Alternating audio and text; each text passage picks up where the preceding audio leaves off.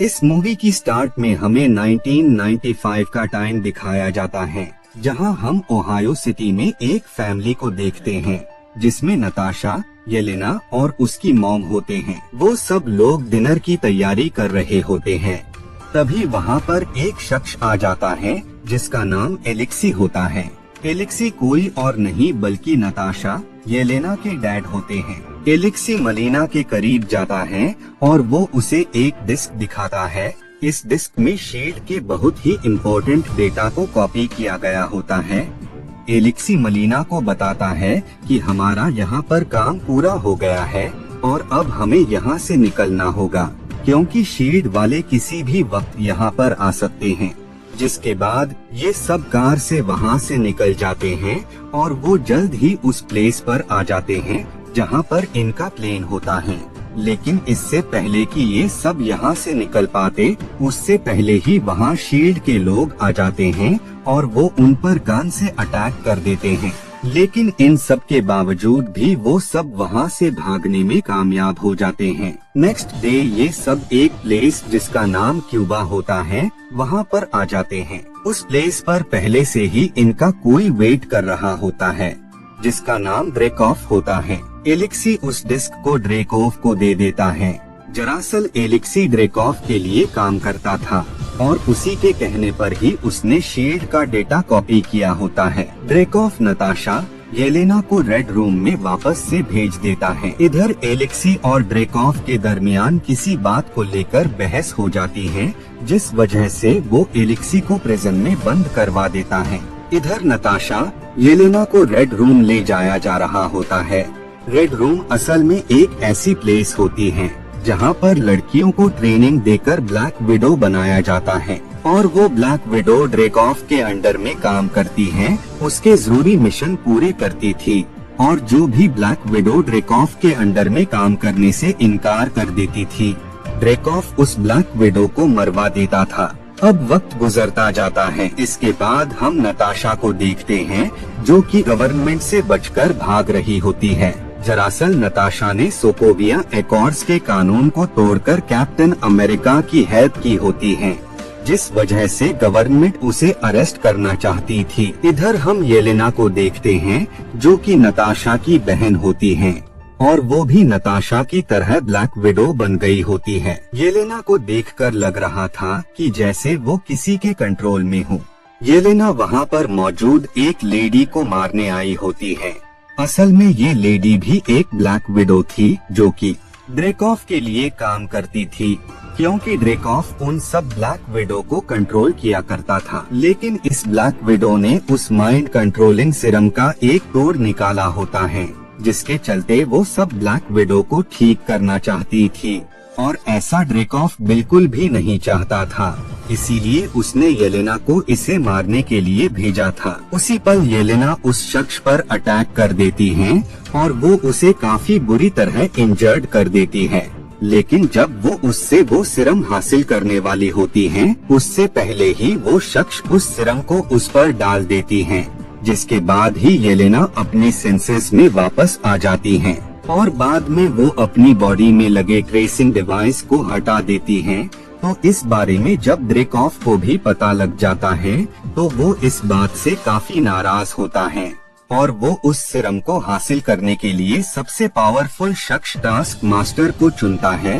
Task master के पास एक ऐसी एबिलिटी होती है जिसके चलते वो किसी के भी लड़ने की टेक्निक को कॉपी कर सकता था। इधर हम नताशा को देखते हैं जो कि नॉर्वे में सोकोविया एकॉर्ड्स के चलते गवर्नमेंट से छिपकर रह रही होती है। वहीं पर उसका एक साथी भी होता है जो कि उसे बताता है कि किसी ने उसके लिए ये पार्सल भेजा है, लेकिन नताशा उस पार्सल पर ज्यादा ध्यान नहीं देती है और वो उसे अपने कार में रख लेती है। नाइट में जब नताशा घर से बाहर कहीं जा रही होती है, तभी उस पर कोई हमला कर देता है और ये कोई और नहीं बल्कि टास्क मास्टर होता है। टास्क मास्टर नताशा पर अटैक कर देता है, जिस वजह से उन लोगों के दरमियान फाइट स्टार्ट हो जाती है। लेकिन जल्द ही नताशा को ये एहसास हो जाता है कि वो टास्क मास्टर को बिल्कुल भी नहीं हरा सकती है। उसी पल टास्क मास्टर नताशा की कार में रखे उस बैग की तरफ बढ़ता है,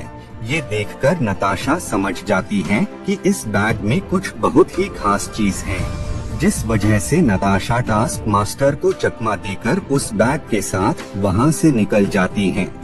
बाद में जब नताशा उस बैग को ओपन करती है तो उसमें उसे वो सिरम मिलता है जो कि येलेना ने उसके पास भेजा होता है, ताकि नताशा इस सिरम की बहुत सारी कॉपीज बना सके। इसके बाद नताशा उस प्लेस पर आ जाती है जहाँ पर येलेना होती है, यानी बुडापेस्ट में। येलेना उसे बताती है कि ड्रेकॉफ आज भी अलाइव है और वो रेड रूम में बहुत सारी लड़कियों को भर्ती करके उन्हें ब्लैक विडो बनाता जा रहा है। वो उसे बताती है कि ये सिरम उस ब्लैक विडो को आजाद करता है जो ड्रेकॉफ के कंट्रोल में होती है। अभी वो लोग बात कर ही रहे होते हैं कि तभी वहाँ बहुत सारी ब्लैक विडोज आ जाती हैं जो कि उन दोनों लोगों पर अटैक कर देती हैं, जिस वजह से वो दोनों उन ब्लैक विडो से खुद को सेव करने की कोशिश कर रही होती है। और उसी दौरान वहाँ पर टास्क मास्टर आ जाता है जो कि उन पर अटैक कर देता है, लेकिन वो दोनों किसी तरह से टास्क मास्टर से खुद को सेव करके किसी महफूज जगह पर छिप जाते हैं। येलेना उसे बताती है कि हमें जल्द से जल्द इस सिरम की बहुत सारी कॉपीज बनानी होगी ताकि हम ब्लैक विडो को सही कर पाएं। लेकिन प्रॉब्लम ये होती है कि इन दोनों को ही उस प्लेस के बारे में पता नहीं था जहां ब्लैक विडोज की ट्रेनिंग होती थी, क्योंकि जिस भी शख्स को ब्लैक विडो बनाया जाता था उसे उस प्लेस पर बेहोश करके लाया और ले जाया जाता था, जिस वजह से ये एलेक्सी की हेल्प लेने का डिसाइड करते हैं। क्योंकि एलेक्सी ड्रेकॉफ का खास आदमी था तो उसे नई रेड रूम की लोकेशन के बारे में भी पता होगा, इसीलिए वो उसे प्रिजन से आजाद करने का डिसाइड करते हैं। जिसके बाद नताशा और येलेना जल्द ही उस प्रिजन में आ जाते हैं जहां पर एलेक्सी होता है और वो उसे प्रिजन से आजाद कर उसे लेकर वहां से निकल जाते हैं। नताशा जब अपने डैड से नई रेड रूम की लोकेशन के बारे में पूछती है तो एलेक्सी उन्हें बताता है कि इस बारे में उसे कुछ भी नहीं मालूम है, लेकिन उस प्लेस के बारे में तुम्हारी मॉम मलीना को जरूर पता होगा, क्योंकि वो आज भी ड्रेकॉफ के लिए काम कर रही हैं। जिसके बाद ये सब मलीना के पास आ जाते हैं। मलीना उसी सिरम को और भी एडवांस बना रही होती हैं, जिस सिरम के जरिए ही ड्रेकॉफ सारी ब्लैक विडोज को कंट्रोल करता था। मलीना उन्हें बताती है कि जिस फैमिली को तुम लोग अपना असली परिवार मान रहे हो वो असल में तुम्हारी रियल फैमिली नहीं थी और न हम दोनों तुम्हारे रियल मॉम डैड हैं। ड्रेकॉफ ने एक मिशन के लिए हम सबको नकली परिवार बनाकर वहाँ पर भेजा था, जिसे तुम सबने अपना असली परिवार मान लिया। नताशा मलीना को बताती हैं कि आप भले ही मेरी रियल मॉम न हो, लेकिन आप मेरी मॉम जैसी ही हैं। ये सुनकर वो सब इमोशनल हो जाते हैं, क्योंकि उन्हें साथ बिताया वो पल याद आ जाता है जिसमें ये सब साथ में रहते थे। जिसके बाद मलीना उन्हें रेड रूम की लोकेशन के बारे में बता देती हैं। तभी वहाँ पर ब्लैक विडोज और टास्क मास्टर आ जाते हैं, जिस वजह से मलीना उन सबको बेहोश कर देती है और वो उन्हें नए रेड रूम की लोकेशन पर ले आती है। जिसके बाद मलीना ड्रेकॉफ के पास जाती है। ड्रेकॉफ उसे देखकर ये समझ जाता है कि वो मलीना नहीं बल्कि नताशा है और वो उसके फेस से नकाब हटा देता है। नताशा उस पर अटैक करने की कोशिश करती है पर वो उस पर अटैक नहीं कर पा रही होती है। ड्रेकॉफ उसे बताता है कि मैंने हर ब्लैक विडो के अंदर फेमिनल लॉक लगाया है, जिसके चलते जब तक मेरी खुशबू तुम्हारे अंदर जाती रहेगी तब तक तुम मेरा कुछ भी नहीं कर सकती हो। इसके बाद वो टास्क मास्टर का नकाब हटाता है और वो उसे बताता है कि टास्क मास्टर असल में कोई और नहीं बल्कि मेरी बेटी है। उस एक्सप्लोजन में मेरी बेटी का फेस बुरी तरह बिगड़ गया, जिस वजह से मैंने ये डिसाइड किया कि मैं इसे सबसे पावरफुल सोल्जर बन। इसी के बाद मैंने इसे ब्लैक विडो प्रोग्राम में ट्रेनिंग दिलवाई, जिसके बाद ये बन गई एक परफेक्ट ब्लैक विडो जो कि मेरे इशारे पर किसी को भी खत्म कर सकती है। बाद में वो उस डिवाइस के लॉक को ओपन करता है और वो उसे पूरी दुनिया में फैली ब्लैक विडो के बारे में बताता है। ये देखकर नताशा बहुत ही खुश हो जाती है, क्योंकि उसे जो इन्फॉर्मेशन चाहिए थी वो उसे मिल गई होती है। जिसके बाद नताशा अपने नाक की नस तोड़ लेती है, जिस वजह से वो लॉक टूट जाता है। जिसके बाद नताशा ड्रेकॉफ पर अटैक कर देती है।